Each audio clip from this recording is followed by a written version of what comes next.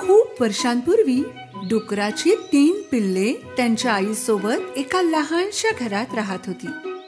आता वेळ आली होती की त्यांनी ते घर सोडावं आणि आपलं आयुष्य स्वतःच्या भरोशावर जगावं. त्यांच्या आईने त्या तिघांना स्वतःजवळ बोलावलं.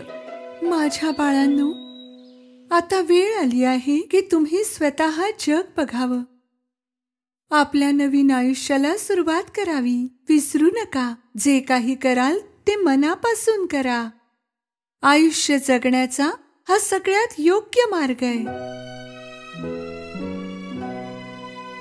थोडे उदास आणि थोडे उत्साही होऊन आपल्या आईचा निरोप घेऊन तिघे बाहेर पडले.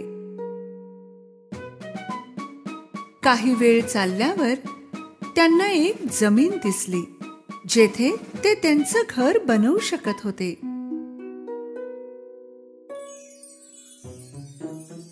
सगळ्यात लहान पिल्लाने गवताने घर बनवायचा विचार केला. त्याला वाटलं की झटकन आणि सहजपणे हे घर बनेल तर खेळायला खूप वेळ मिळेल. छोट्याचं घर एका दिवसात तयार झालं. त्याने त्याच्या भावांना सांगितलं, बघा, माझं घर तयार झालं.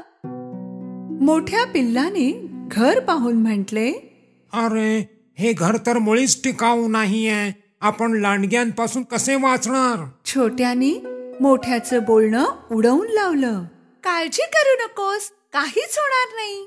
मग म्हणू नकोस की कोणी सांगितलं नाही.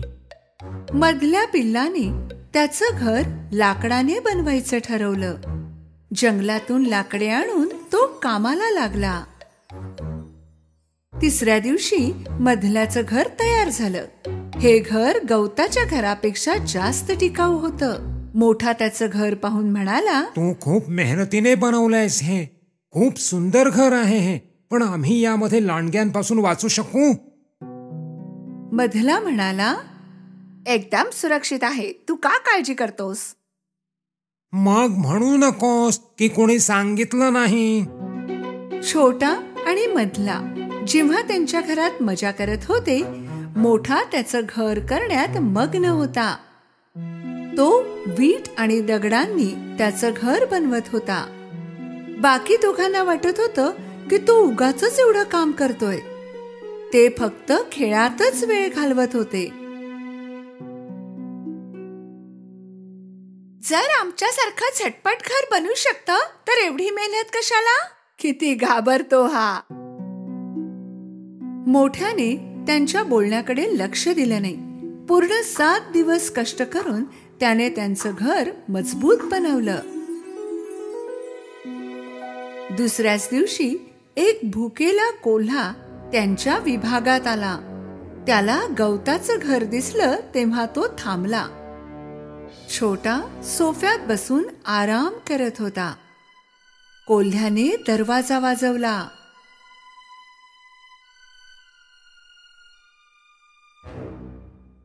दरवाजा उघडा, मला आत यायचं आहे. नाही उघडलं तर फुंकर मारून घरच पाडून टाकेन. तू काहीच करू शकत नाहीस. माझं घर मजबूत आहे. कोल्ह्याने जोरात त्याच्या तोंडाने श्वास सोडला आणि घर तुटलं. पण छोटा कसाबसा तेथून पळाला आणि धावतच मधल्या भावाच्या लाकडाच्या घराजवळ पोचला. त्याने दरवाजा वाजवल्याबरोबर मधल्याने दरवाजा उघडला आणि छोटा आत लपून बसला. लवकर बंद कर दरवाजा, कोल्हा येतच असेल. घाबरू नकोस, या घरात तो येऊ शकत नाही. तेव्हाच कोल्हा तेथे पोहोचला आणि त्याने हाक मारली, दरवाजा उघडा, मला आत यायचं आहे.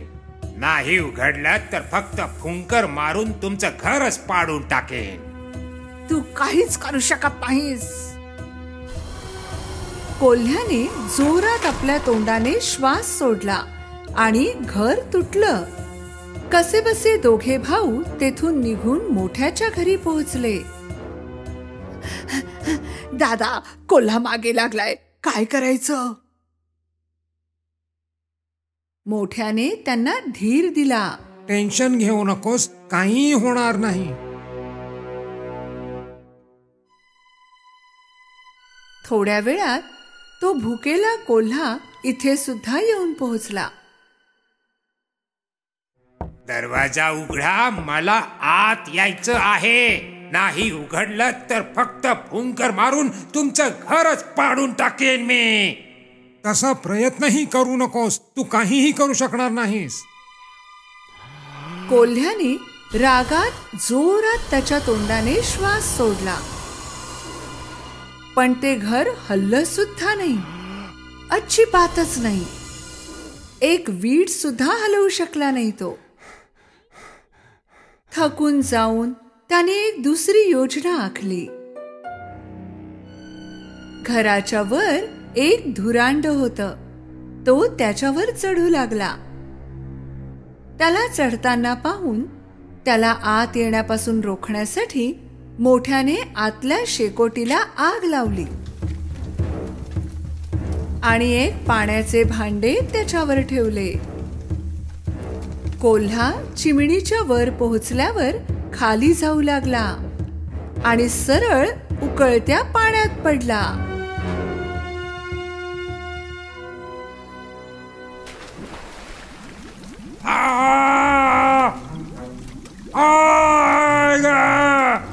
वाचवा, अरे वाचवा, भाजलो रे. कोल्ह्याला हरवून तिघांनी आनंदाने एकमेकांना मिठी मारली.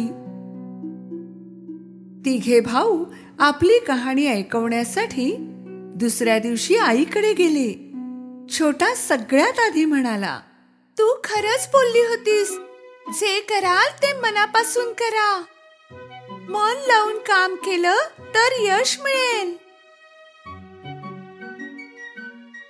त्या दिवसापासून छोट्याने आणि मधल्याने आळस सोडून दिला. मोठ्यासारखे मेहनत करू लागले आणि आनंदात जीवन जगू लागले.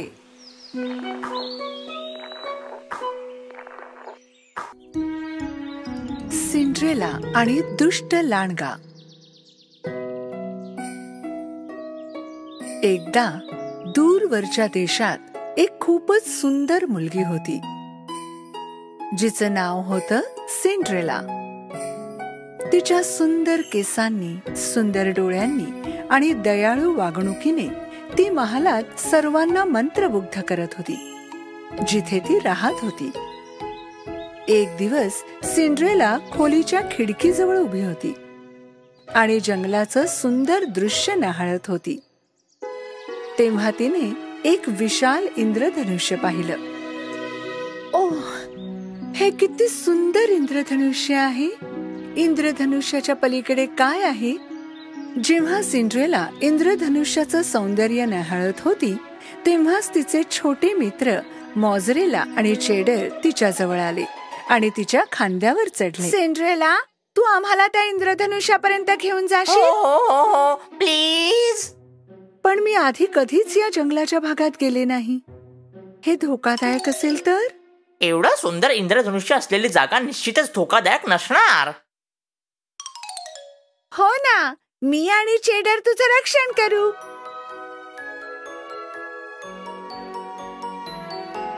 The rainbow is all above. Your prince will give you love. So never give up believing. Two hearts are never leaving.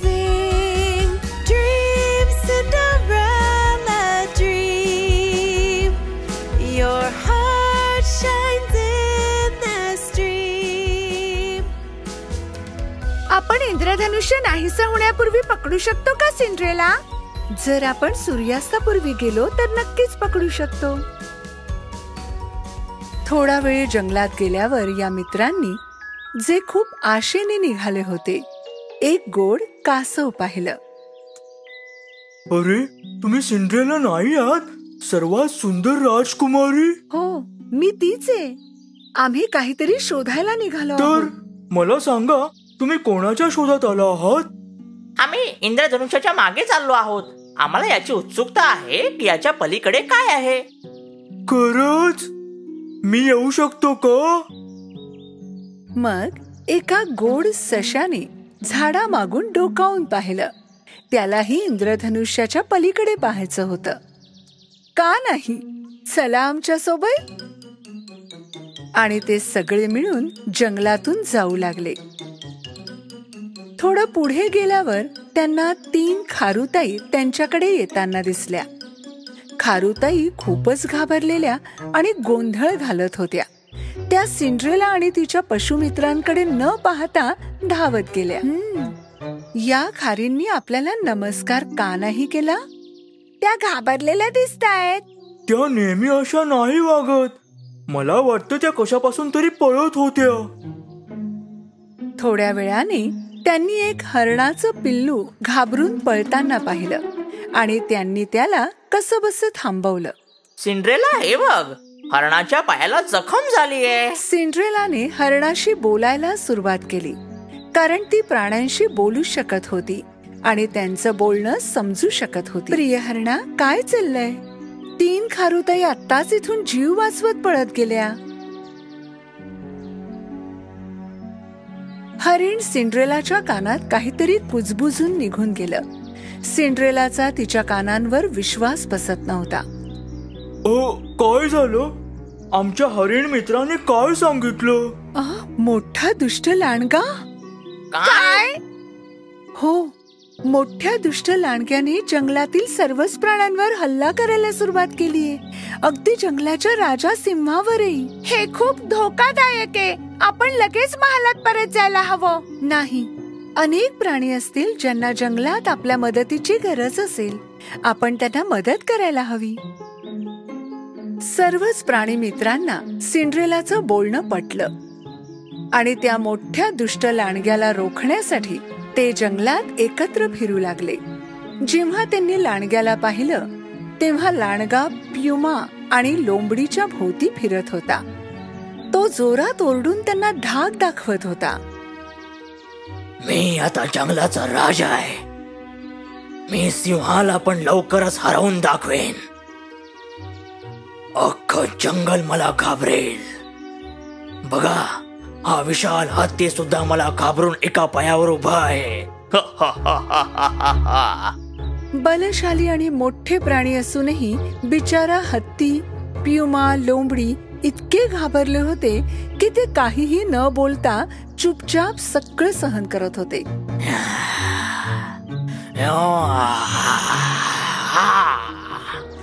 मी तुम्हाला मारून टाकेन. लांडगा धुडगूस घालतच होता. तो 1 पाऊल मागे गेला आणि एका सापळ्यात अडकला, जो शिकाऱ्यांनी टाकला होता. वाचवा, मी अडकलोय. मला कोणीतरी मदत करा. लांडगा आता काहीच करू शकत नाही हे पाहून हत्ती, लोंबडी आणि प्युमा लगेच पळाले. आणि थोडं पुढे गेल्यावर ते सिंड्रेला आणि तिच्या मित्रांना भेटले. जेव्हा दुष्ट लांडगा अख्ख्या जंगलात सर्वांना त्रास देत होता तेव्हा तो शिकाऱ्यांच्या जाळ्यात अडकला. शिकाऱ्यांचं जाळं? असं वाटतंय की हे शिकारी लांडग्यापेक्षा जास्त धोकादायक आहेत. सिंड्रेला बरोबर बोलते. ते खूप धोकादायक असतात. मग काय, आपण लांडग्याला मदत करायची? नक्कीच, कारण आज जे त्याच्या बरोबर झालं ते उद्या तुमच्या सोबतही होऊ शकतं. चला, माझ्याकडे एक योजना आहे. सगळे प्राणी सिंड्रेलाशी सहमत होते आणि लांडग्याला वाचवायला गेले. त्याच वेळी त्यांनी पाहिलं की 2 शिकारी जाळ्यात अडकलेल्या लांडग्याजवळ उभे आहेत. माझा विश्वास बसत नाहीये की आपण हा सापळा लांडग्यासाठी वाया घालवला.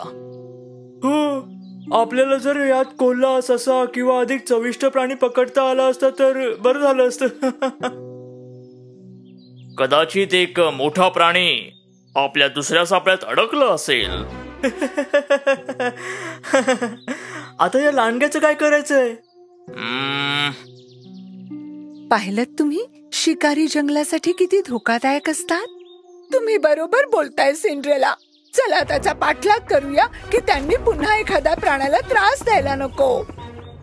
सिंड्रेलाचे मित्र आणि जंगलातले सगळे प्राणी एकत्र आले आणि शिकाऱ्यांना घाबरवण्यासाठी त्यांच्या अंगावर धावून गेले.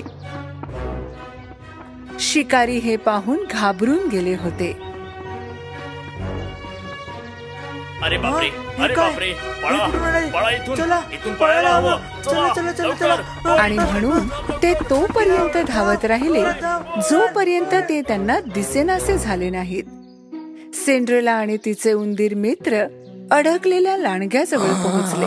वाचवा, मी तुम्हाला विनंती करतो. आम्ही तुला वाचवू, काळजी करू नकोस, पण एका अटीवर. तू कुणालाही त्रास देणार नाहीस असं वचन द्यावं लागेल. हो हो, मी वचन देतो. मला प्लीज वाचवा, मला वाचवा. मी कोणत्याही प्राण्याला कधीच त्रास देणार नाही, कधीच नाही. अगदी मुंगीला सुद्धा त्रास देणार नाही. लांडग्यावर विश्वास ठेवून सिंड्रेला आणि प्राण्यांनी त्याची भयानक सापळ्यातून सुटका केली. सापळ्यातून सुटल्यावर बरं वाटतंय. अशा प्रकारे त्यांना जाणीव झाली की जंगलात सर्वात महत्वाची गोष्ट आहे एकमेकांचं रक्षण करणं आणि आपल्या मैत्रीचं रक्षण करणं. ओह, पहा, आपण सगळे इंद्रधनुष्याच्या पलीकडे आलो. वा, किती सुंदर! त्या इंद्रधनुष्याच्या पलीकडे जाऊन सिंड्रेला आणि तिचे मित्र यासाठी उत्सुक होते की तिथे असेल तरी काय. पण तिथे दुसरं काहीही नव्हतं, दया, मैत्री आणि प्रेमाशिवाय. Little girl, dream. Your heart will find a gleam. Now your friends are by your side and the love of your life. Dream, Cinderella, dream. Your heart shines in the stream.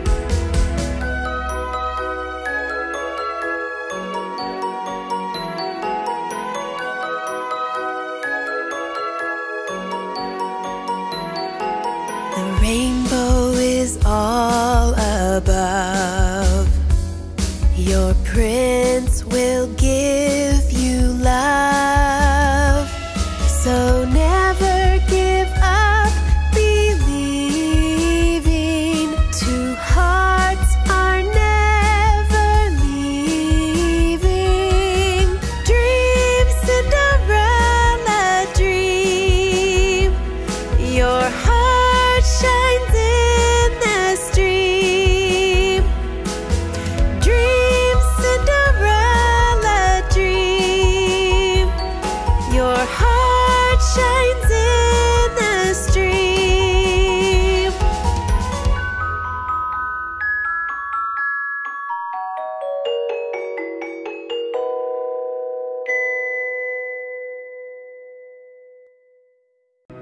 लाल shoes.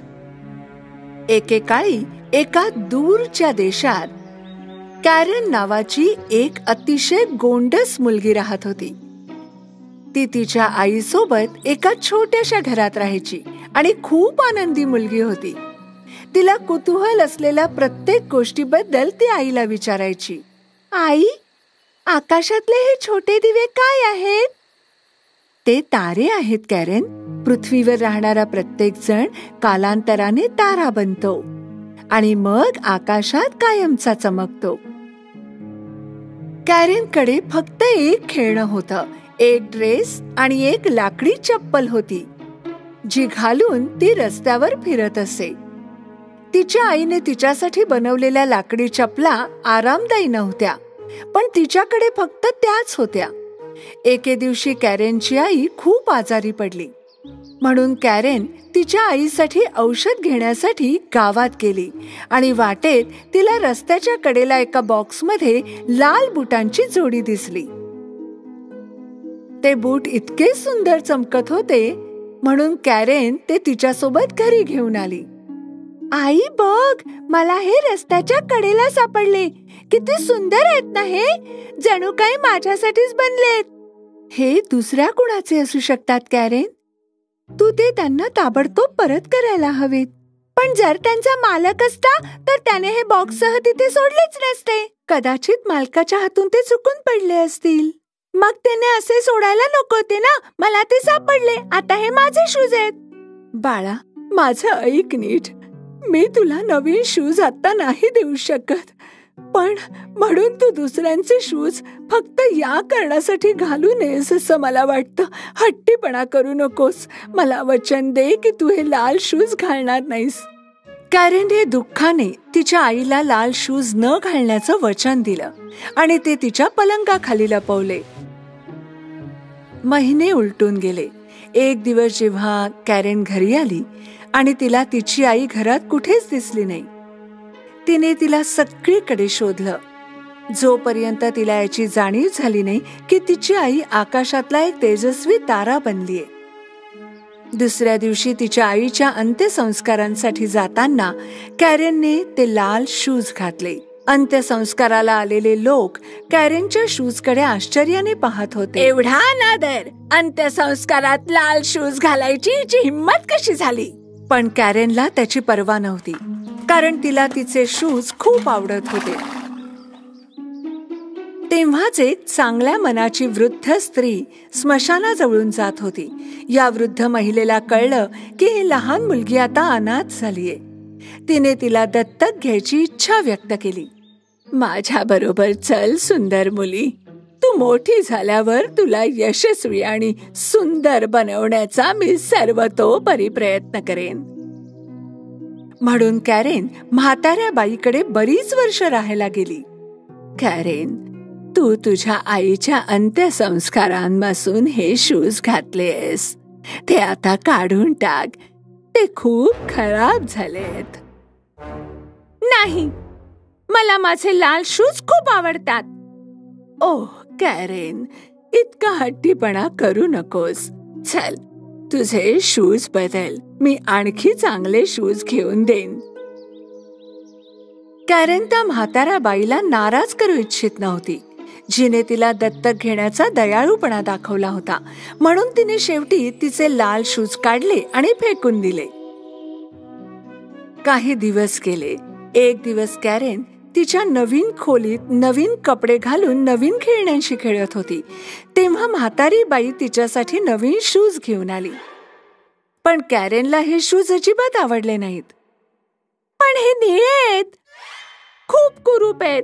मला हे अजिबात आवडले नाहीत. पुढील अनेक वर्ष कॅरेनला तिच्या लाल शूजची खूप आठवण येत होती. ती एक सुंदर तरुणी बनली, पण तिची हट्टी वृत्ती कधीच बदलली नाही. अगदी म्हातारी बाई तिच्यासाठी भेट घेऊन यायची तेव्हाही नाही. मी हे असं काही घालत नाही. पण मी हे तुझ्यासाठी विणलंय. मी हे कधीच खाणार नाही. माझ्यासाठी फ्रेंच फ्राईज करा. निदान एक घास तरी खाऊन बघ बाळा. वृद्ध स्त्री कॅरेनच्या हट्टी आणि उद्धटपणाला कंटाळली होती, परंतु तिने तिच्यासाठी फ्रेंच फ्राईज बनवले. ती आत गेल्यावर कॅरेन निळे शूज काढत होती, कारण आता तिचे पाय वाढले होते. बघा, माझ्या सर्व गोष्टी आता खूप लहान झाल्यात. मी खूप मोठी झाले. बरं, चल मग नवीन कपडे आणि बूट घेऊया बाळा. मग वृद्ध स्त्री आणि कॅरेन दुकानात गेले. ओह, पहा, माझ्या आवडत्या लाल शूज सारखेच. ते माझ्याकडे असायलाच हवेत. कॅरेन, तुला फॅन्सी लाल शूजची गरज नाहीये. तू असे शूज घालायला हवेत ज्यात तू चांगली दिसशील. कोणाच्याही अंत्यसंस्कारातही घालू शकशील. चल, मी तुला एक जोड शूज घेऊन देऊ शकते. चल, काळे शूज घेऊया आणि घरी जाऊया. मला परवा नाही. जर तुम्ही दोन्ही शूज विकत घेतले नाहीत तर यापुढे मी अनवाणीच पायाने जाईन. अगं लहान मुली, तू एवढी हट्टी नसतीस तर बरं झालं असतं. वृद्ध महिलेने कॅरेनसाठी काळे शूज विकत घेतले आणि लाल शूजने तिला संतुष्ट करण्यासाठी तिचे उरलेले सगळे पैसे खर्च केले. त्यांना पायीच घरी जावं लागलं. वाटेत वृद्ध महिलेचा पाय खूप दुखत होता आणि ती बिघडलेल्या कॅरेनला सांभाळू शकत नव्हती. पण कॅरेनला अजिबात काळजी नव्हती. ती तिचे लाल शूज घालून घराकडे निघाली. एक दिवस वृद्ध स्त्रीने कॅरेनला सांगितलं की त्यांना शहरातील एकाच्या अंत्यसंस्काराला जायचंय. कॅरेन, तुला तुझे काळे शूज घालायचे आहेत, नाहीतर अंत्यसंस्काराचा अनादर होईल. कॅरेनने तिच्या खोलीतील काळ्या शूजकडे पाहिलं आणि नंतर चमकदार लाल बुटांकडे, आणि तिने लाल बूट घालणं निवडलं. जेव्हा ते घरातून बाहेर पडले तेव्हा तिने ते तिच्या स्कर्टने झाकले, जेणेकरून वृद्ध स्त्रीला शूज दिसू नयेत. परंतु अंत्यसंस्काराच्या वेळी सर्वांनी कॅरेनचे शूज पाहिले. ते तिच्या स्कर्ट खाली चमकत होते. ते अंत्यसंस्काराच्या वेळी कॅरेनच्या लाल शूजबद्दल आपापसात बोलत होते की अशा प्रसंगी असे शूज घालणं किती लाजिरवाणी गोष्ट आहे. ही गोष्ट जेव्हा म्हातारीच्या कानावर पडली तेव्हा तिला राग आला. मी तुला सांगितलं तरी तू ऐकलं नाहीस. पुन्हा तू लाल शूज घातलेस. किती हट्टी आहेस. आदर ठेव ग. नेहमीच अपमान होतो तुझ्यामुळे. त्यावेळी तिथून जाणारा एक देखणा तरुण कॅरेनच्या सौंदर्याने प्रभावित झाला. तो तिच्या जवळ आला आणि गुडघे टेकून तिला नमस्कार केला. खरंच तू किती सुंदर आहेस आणि या शूज मध्ये किती सुंदर दिसतेस. माझे प्रिय, तुम्ही मला लाजवत आहात. तू खूप चांगली नर्तक असणार. मी तुला आज रात्री पॅलेसमध्ये डान्स नाईटसाठी आमंत्रित करतो. नक्की ये हा. राजकुमारच्या आमंत्रणाने कॅरेन आनंदाने नाचू लागली. पण काही वेळाने कॅरेनला डान्स थांबवताच आला नाही. माझे पाय थांबवू का शकत नाहीयेत? काय होते? कॅरेन डान्स करत करत म्हातारी आणि राजकुमारापासून दूर जाऊ लागली. कॅरेन, परत ये. जरी राजकुमारने कॅरेनचा थोडा वेळ पाठलाग केला तरी ती खूप लांब निघून गेली होती. कॅरेनचे लाल शूज कॅरेनपेक्षा जास्त हट्टी होते. त्यांनी तिला डोंगराच्या माथ्यापर्यंत नेलं आणि 3 दिवस तिला रात्रंदिवस नाचवलं. कॅरेनचे पाय इतके दुखले की ती प्रत्येक पाऊल टेकवताना किंचाळत होती. चिखलात बुडाल्यावर आणि काटेरी सुया टोचल्या तरी शूज नाचतच राहिले. पुरे झालं आता. मी खूप दमले आहे. मी यापुढे एवढा हट्ट करणार नाही. मी वचन देते. कृपया कृपया थांबा. शूज थांबा, थांबा, थांबा. आणि जेव्हा कॅरेन म्हणाली की ती तिचा हट्टीपणा सोडून देईल तेव्हा लाल शूज तिच्या पायातून निघाले आणि कॅरेन जमिनीवर पडली. लाल शूज तिच्याशिवायही नाचतच राहिले. कॅरेनला एक काठी सापडली आणि ती वेदनेने लंगडत लगडत कशीबशी घरी पोहोचली. तिचे पाय खूप दुखत होते. तिचं घर पाहून ती आनंदाने रडू लागली. दारात म्हातारीने तिचं स्वागत केलं. त्यांनी एकमेकांना मिठी मारली. मला माहितीये की मी खूप हट्टी मुलगी होते, पण मी वचन देते की मी यापुढे अशी वागणार नाही. कॅरेनने तिचा हट्टीपणा सोडल्यानंतर गोष्टी सुधारू लागल्या. एके दिवशी कोणीतरी दार ठोठावलं. तो दुसरा कोणी नाही, तोच तरुण आणि सुंदर राजकुमार होता. हो, तू इथे आहेस का कॅरेन? मी तुला थांबवण्याचा खूप प्रयत्न केला, पण तू खूप वेगाने नाचतेस. देखणा आणि तरुण राजकुमार पाहून कॅरेनला आनंद झाला. त्याच दिवशी राजकुमार आणि कॅरेनच्या प्रेमाला सुरुवात झाली. हट्टीपणा मागे सोडून कॅरेन एक आनंदी आणि शांत जीवन जगली.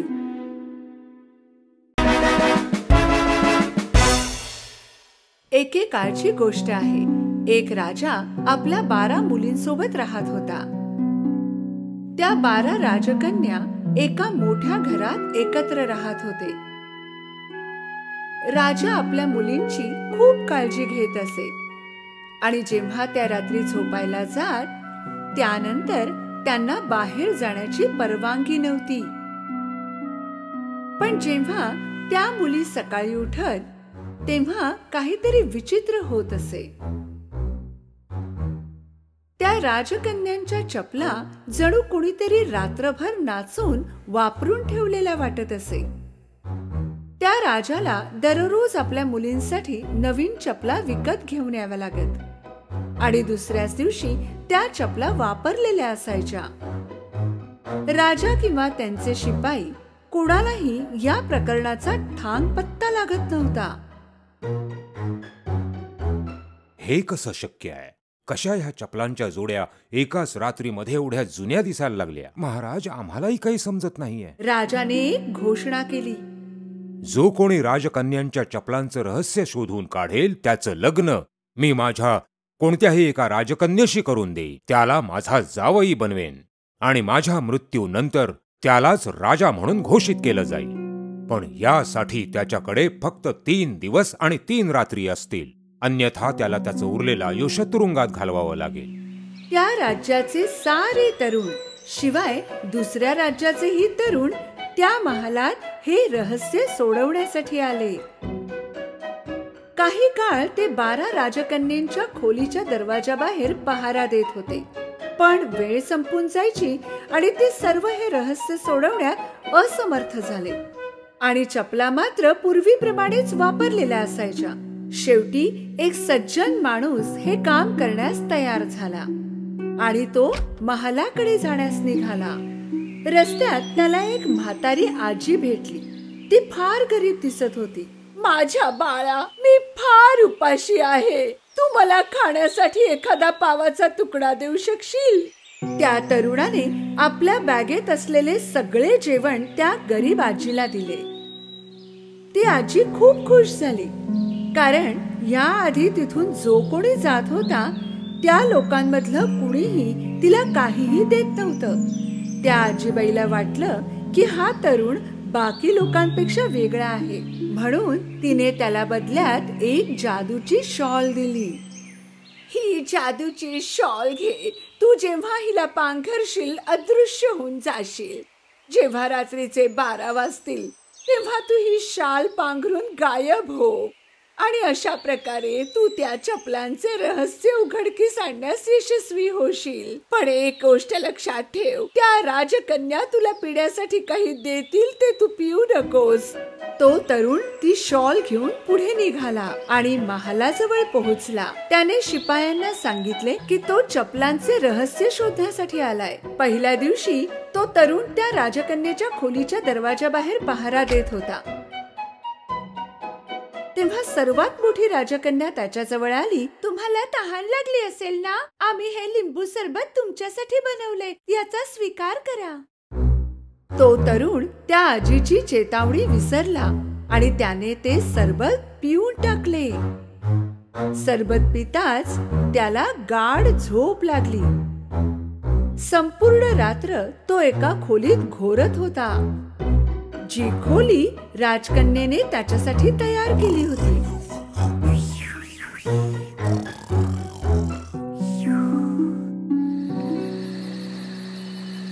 पहाट झाली आणि तो तरुण दचकून उठला. मला तर जादूची शाल पांघरून राजकुमारीच्या खोलीत जायचं होतं. दुसऱ्या रात्री पुन्हा तो दरवाजाच्या बाहेर वाट पाहत उभा होता. यावेळी दुसरी राजकन्या सरबत घेऊन बाहेर आली. त्या तरुणाला पुष्कळ तहान लागली होती आणि तो रात्र होण्याची वाट पाहत होता. काहीही विचार न करता त्याने ते सरबत पिऊन टाकले.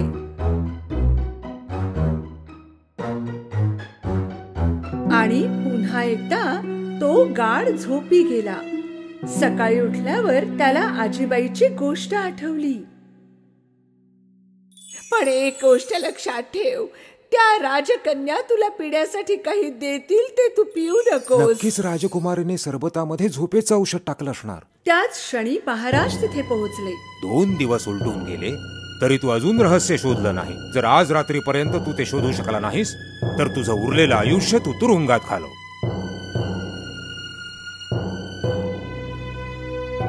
महाराजांनी एवढे बोलून तिथून प्रस्थान केले. त्या तरुणाला आज कुठल्याही परिस्थितीत ते रहस्य शोधायचं होतं.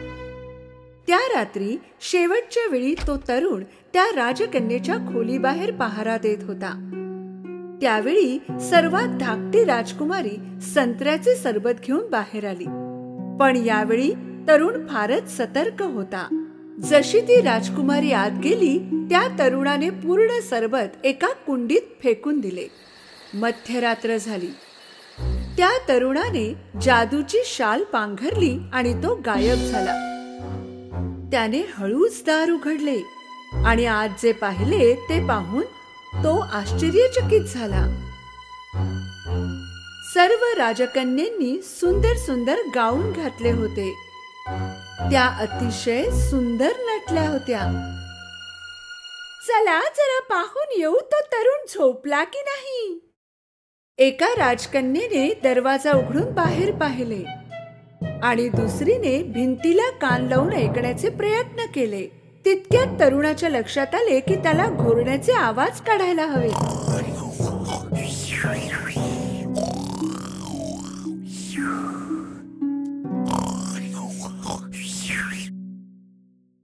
सगळ्यात मोठ्या राजकन्येने बेड एकीकडून सरकवला आणि 3 वेळा टाळ्या वाजवल्या. बेडच्या दुसऱ्या कोपऱ्यामधून एक गुप्त मार्ग दिसू लागला. त्या तरुणाला आपल्या डोळ्यावर विश्वास बसत नव्हता. एक एक करून सर्व राजकन्या त्या गुप्त मार्गाने खाली जाऊ लागल्या आणि तो तरुण देखील त्यांचा पाठलाग करू लागला. हा गुप्त मार्ग शिड्यांपर्यंत जात होता, जिथे 100 शिड्या खालच्या बाजूला जात होत्या. त्या राजकन्या जेव्हा खाली उतरत होत्या तेव्हा त्या तरुणाचा पाय एका राजकन्येच्या स्कर्टवर पडला. आह, कुणीतरी माझ्या स्कर्टवर पाय ठेवला. अगं वेडी, तू स्वतःच शील. शिड्या उतरून त्या जंगलात पोहोचल्या. त्या राजकन्या उंच झाडींच्या मधून चालत होत्या, ज्यांच्या पांढऱ्या फांद्या होत्या. तरुणाने त्यातली एक फांदी तोडली आणि त्यांचा पाठलाग केला. फार लांबपर्यंत चालता चालता त्या राजकन्या एका नदीच्या काठी थांबल्या. त्या नदीमध्ये 12 बोटी होत्या आणि प्रत्येक बोटीत एक एक राजकुमार त्यांची वाट पाहत होते. त्या राजकन्या बोटीत जाऊन बसल्या आणि तो तरुण देखील शेवटच्या एका बोटीत बसला. बोट आज थोडी भारी वाटते ना, जणू आणखी सुद्धा कोणी बसला असावा. विचित्र आहे. स्वप्न बघणं बंद कर. नदी पार करून ते सगळे एका विशाल चमकदार महालात पोहोचले आणि त्यांना आतून संगीताचा आवाज ऐकू येत होता. त्या तरुणाने खिडकीतून आत डोकावले. त्याने पाहिले की आत काही लोक नाचत होती. त्या सर्व राजकन्या महालात प्रवेश करताच नाचू लागल्या. त्या नाचता नाचता थकल्या, पण तरी सुद्धा थांबत नव्हत्या आणि म्हणूनच त्यांच्या चपला वापरलेल्या असायच्या. तरुणाने स्वतःची भूक मिटवण्यासाठी टेबलवर ठेवलेला केकचा एक तुकडा उचलून खाल्ला. सर्वात धाकट्या राजकन्येने हे पाहिले. माझा केक हवेत तरंगतोय, जणू कोणी अदृश्य मनुष्य तो खातोय. काहीही बोलू नकोस. तरुणाने सर्वांची नजर चुकवून टेबलवर ठेवलेले सोनेरी कप उचलले. राजकन्या पहाट होईपर्यंत नाचत होत्या.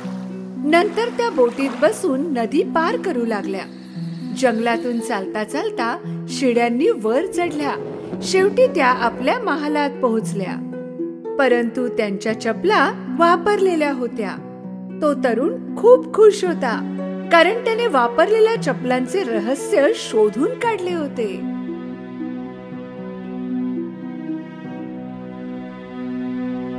काही वेळानंतर महाराज त्या तरुणाकडे जाऊन उभे राहिले. तुला दिलेली वेळ संपलीये. तू चपलांचं रहस्य शोधू शकलायस का? होय महाराज, मी शोधलंय. आणि मग तरुणाने राजाला संपूर्ण हकीकत सांगितली. राजाला आधी त्याच्या बोलण्यावर विश्वास नाही बसला, पण जेव्हा तरुणाने राजाला पांढरी फांदी आणि सोनेरी कप दाखवला तेव्हा त्यांची खात्री पटली. आणि मग राजाने आपले वचन पूर्ण करण्यासाठी तरुणाला स्वतःच्या पसंतीची राजकन्या निवडण्याची परवानगी दिली. तरुणाने सर्वात धाकट्या राजकन्येशी विवाह करण्याची इच्छा प्रकट केली. त्या 12 राजकन्या थोड्या दुखी होत्या, कारण त्यांचे रहस्य आता सगळ्यांना कळले होते. पण तो तरुण आणि छोटी राजकन्या विवाहबद्ध होऊन आनंदाने आपले जीवन व्यतीत करू लागले. हंस मुलगी. एकेकाळी एक राणी आणि तिची मुलगी देशातील सर्वात सुंदर वाड्यात एकत्र राहत होत्या. राजकन्येकडे एक परी होती. ती तिला खूप आवडत असे. या परीने नेहमीच तिचे रक्षण केले. एके दिवशी राजकन्या लग्नाच्या वयात आल्यावर तिने दुसऱ्या देशाच्या राजपुत्राला भेटायचं ठरवलं. राणीने तिच्या मुलीला सोबत नेण्यासाठी दागिन्यांची पेटी दिली.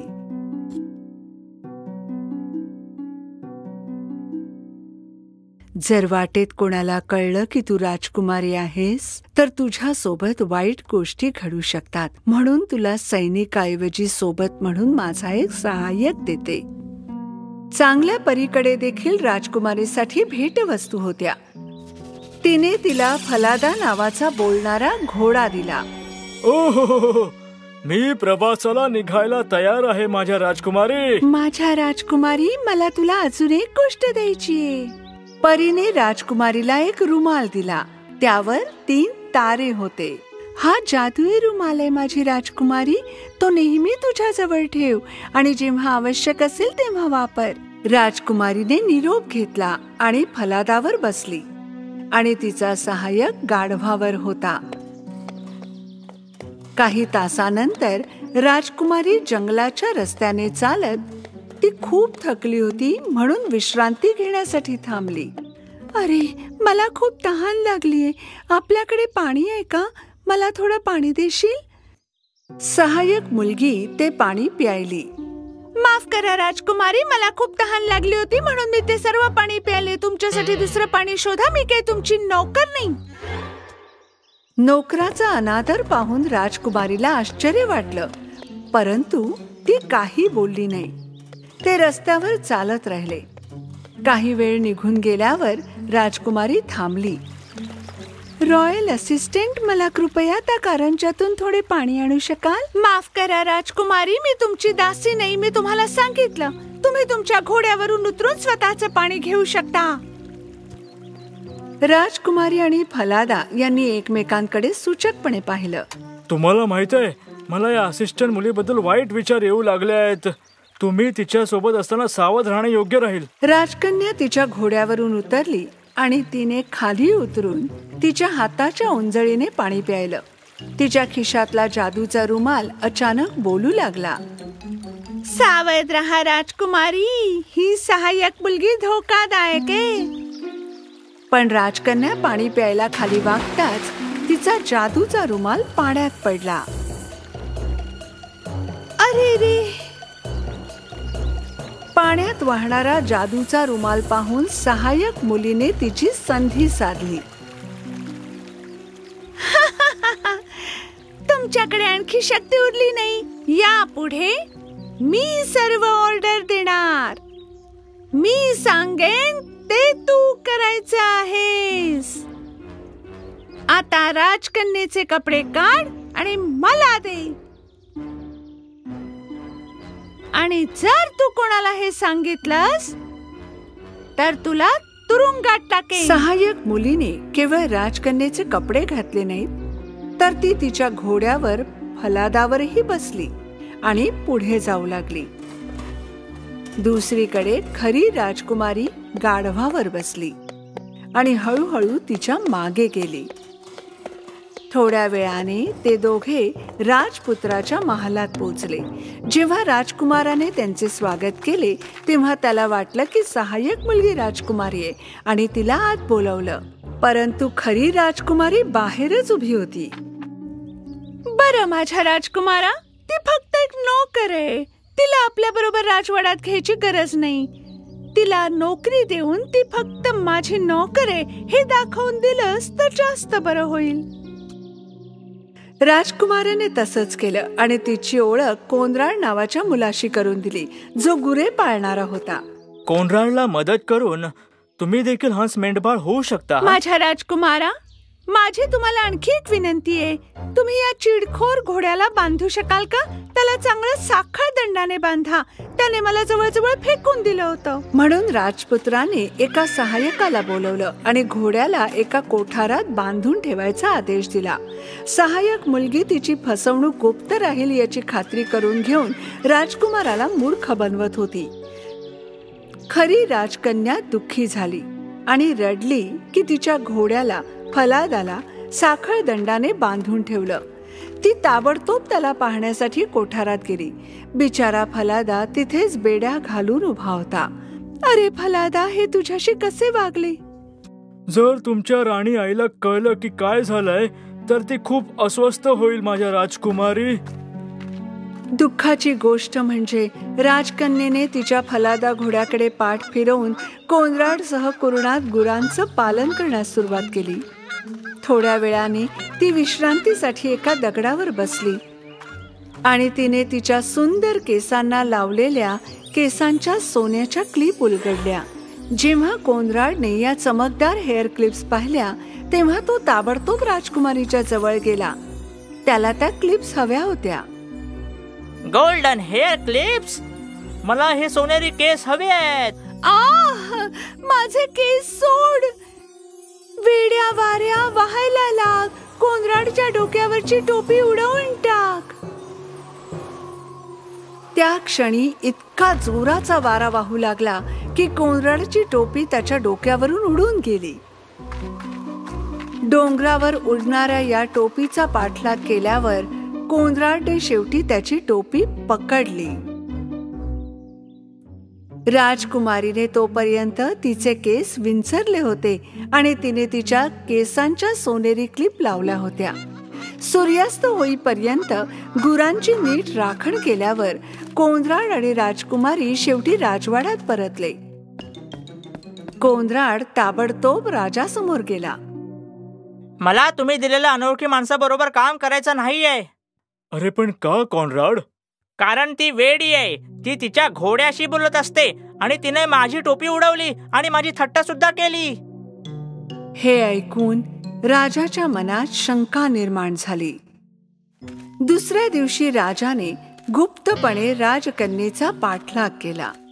राजकन्या प्रथम कोठारात गेली आणि तिच्या साखळ दंडाने बांधलेल्या फलादाशी पुन्हा बोलली. घोडा बोलत असल्याचे पाहून राजाला आपल्या डोळ्यांवर विश्वास बसेना. त्यानंतर तो त्या कुरणात गेला जिथे कोनराड आणि राजकुमारी गुरे राखत होते आणि तो झुडपांच्या मागे लपला. थोड्या वेळाने त्याला राजकन्येच्या केसातील सोनेरी क्लिप्स दिसल्या.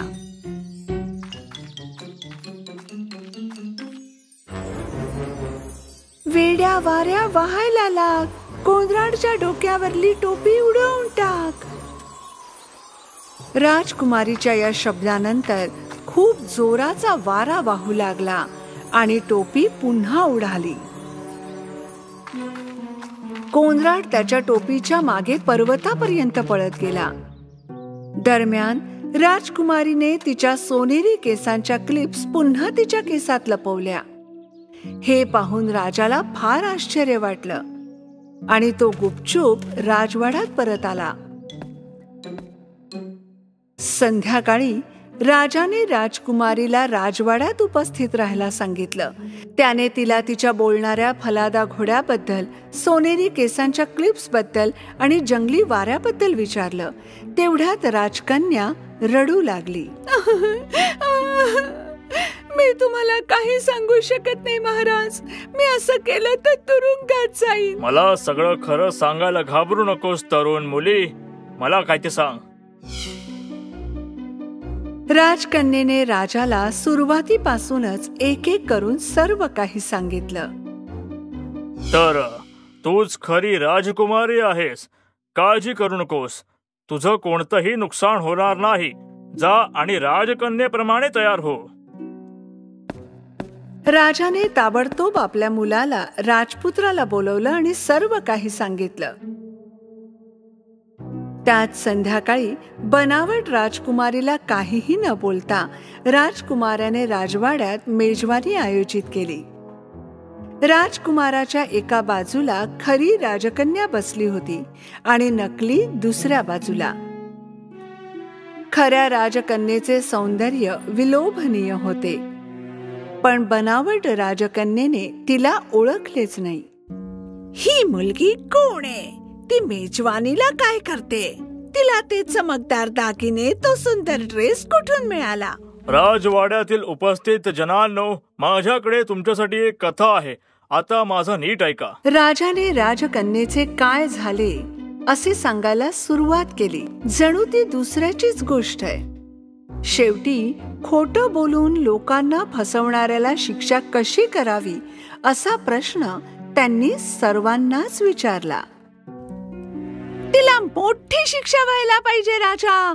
तिच्या पायाला बेड्या ठोकायला हव्यात आणि तिला कायमचं कैद करायला हवं. हे खरं आहे का?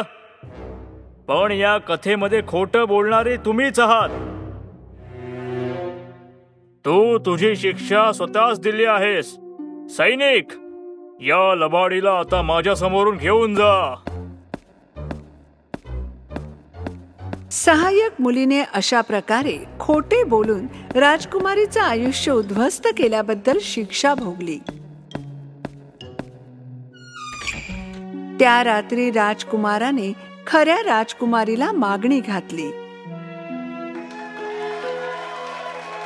मग राजकन्या आणि राजपुत्र कोठारात गेले आणि फलादा या बोलक्या घोड्याची सुटका केली. शेवटी सत्य बाहेर आलं राजकुमारी.